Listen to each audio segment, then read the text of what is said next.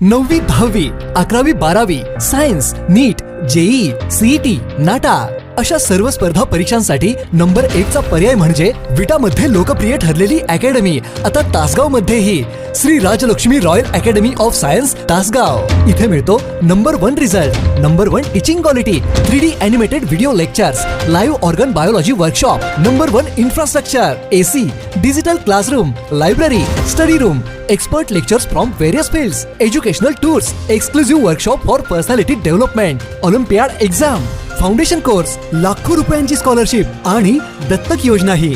आपल्या पाल्याच्या उज्ज्वल भविष्यासाठी आजच प्रवेश निश्चित करा। सांगलीत राम मंदिर चौकात गोळीबार, एकावर खुनी हल्ला। सांगली शहरात मध्यरात्री गुंडांच्या टोळीचा थरार। सांगली शहरातील वर्दळीच्या राम मंदिर चौक परिसरातील पंचमुखी मारुती रोडवर शुक्रवारी मध्यरात्री गोळीबाराची घटना घडलेली असून वाढदिवसाच्या वादातून झालेल्या या हल्ल्यात निलेश प्रमोद जाधव व 29 राहणार हिराबाग कॉर्नर सांगली हा तरुण गंभीर जखमी झाला असून त्याच्या पायाला गोळी लागली आहे।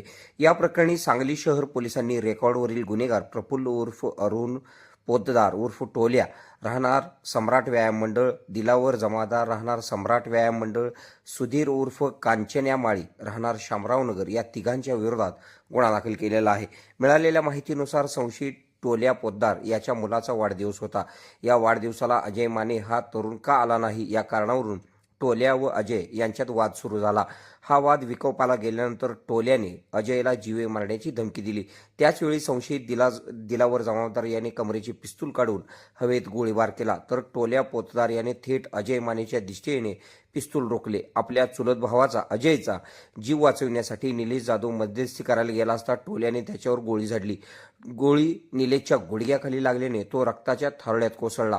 घटनेनंतर आरोपींनी घटनास्थळावरून पळ काढला। घटनेची माहिती मिळताच अप्पर पोलीस अधीक्षक कल्पना बारवकर, उपविभागीय पोलीस अधिकारी संदीप भागवत, स्थानिक गुन्हे अन्वेषण शाखेचे पोलीस निरीक्षक संजीव कुमार झाडे, सांगली शहरचे पोलीस निरीक्षक अरुण सुगावकर यांनी फौज पाट्यासह घटनास्थळी धाव घेतली।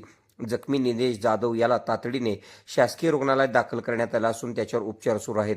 पोलिसांनी संशयितांच्या शोधासाठी 2 पथके रवाना केली असून भरवस्ती झालेल्या या गोळीबारामुळे शहरात भीतीचे वातावरण पसरलेले आहे। आपल्या भागातील बातम्या पाहण्यासाठी आमची न्यूज चॅनल सबस्क्राईब करा व फॉलो करा। मुख्य संपादक कुणाल कोठावळे, के मराठी न्यूज नेटवर्क।